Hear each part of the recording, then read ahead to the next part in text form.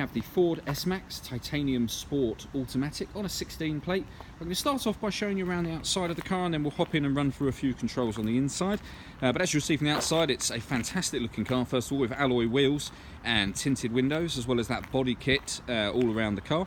Let's start off inside the boot and then work our way around the rest of the car from there. So this car has an electric tailgate, which will either open by using the handle on the tailgate itself or with a button on the key. So the button down the bottom here, just push that twice in quick succession and the tailgate will open, as you can see.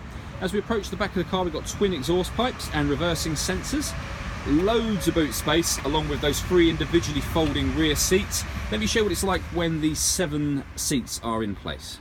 So there you go, with 7 seats in place, you can see the amount of boot space you'd have in that scenario, which isn't at all bad actually, considering that all 7 seats are now in a folded upright position.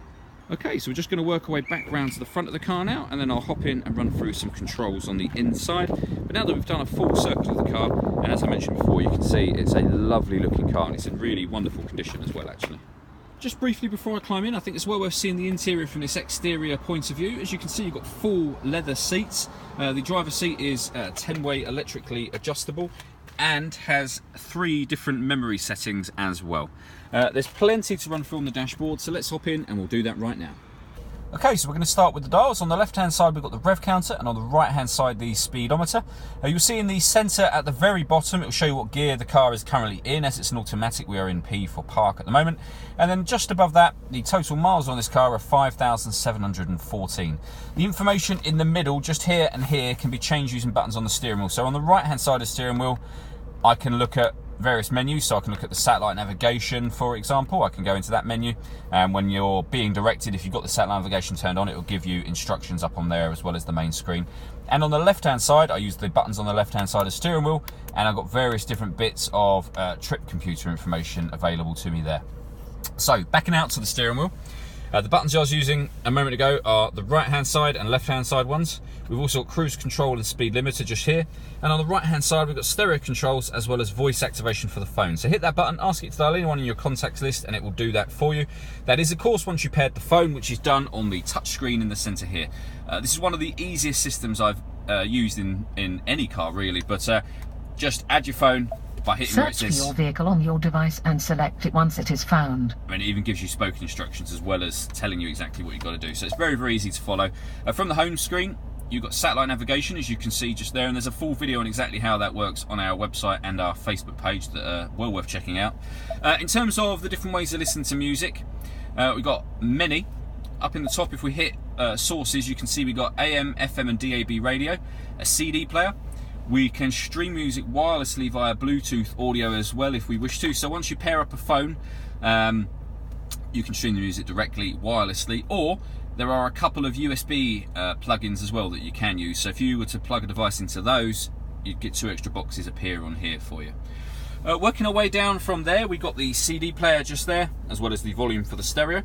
And then we've got dual zone climate control. If I just move the gear lever out the way for a moment. At the bottom here, you can adjust the temperature on the left and right hand sides of the car independently. Any temperature you adjust it to is showing up on here. So you can see it says driver temperature or passenger temperature. You can then adjust the fan speeds. Air conditioning is on when that light is on, so you can turn it off by pushing that button. You could just hit auto and the car will maintain those temperatures for you, as you can hear it doing now by adjusting the fan speed itself. Override that just by readjusting the fans as you wish to. And then beneath that, or to the left of that, first of all, we've got air conditioning diverted to the front screen or a heated front screen.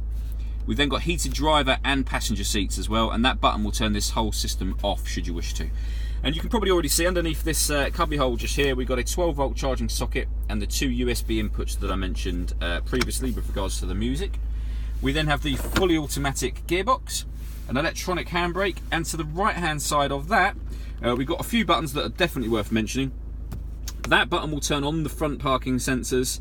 They'll always be on if you're already parking, i.e. if you've already reversed. But if you pull into a space forwards, press that button and it'll turn the front ones on or off. That turns off the stop and start. So this car is designed to cut out in traffic to save you fuel.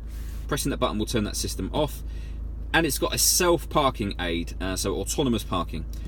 Push that button and follow the instructions up on the screen, and the car will parallel park or perpendicular park the car for you. Again, there's a video on our Facebook page. I'd highly recommend checking that one out as well. So the last thing I wanted to talk about is the panoramic roof on this car. At the moment you can see that the blind for the panoramic roof is closed. There's a button up here. If I give that a push, that will open from back to front, and that bit of glass will go all the way, or does go all the way back to the what are traditionally rear seats or middle seats if you've got all 7 in place. But you can see it lets in a huge amount of light. All that leaves me to say is thank you for taking the time to watch this video. If you'd like to come and have a test drive of the car, please feel free to give any of our MJA sites a call. We'd love to hear from you soon.